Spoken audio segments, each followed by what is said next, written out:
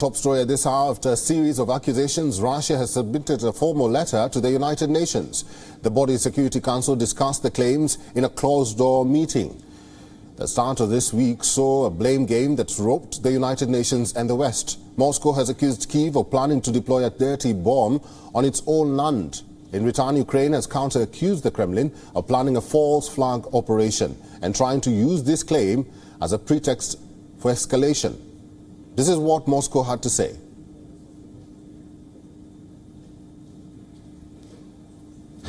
I don't mind people saying that Russia is crying wolf if this doesn't happen, because this is a terrible disaster that threatens potentially the whole of the earth. So I think the price is very little, just several accusations.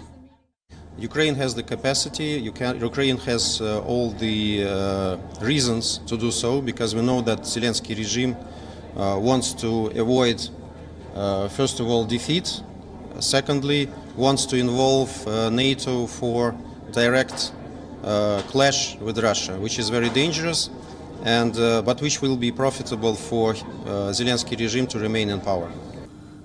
Dirty bombs are detonative devices with radioactive material in them. These are not sophisticated devices.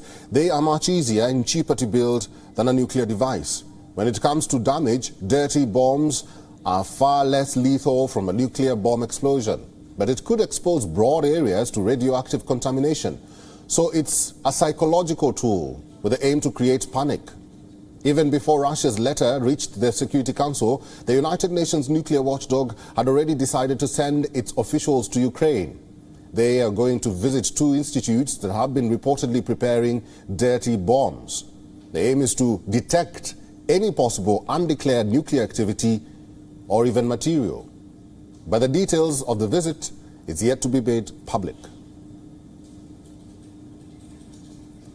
WION is now available in your country. Download the app now and get all the news on the move.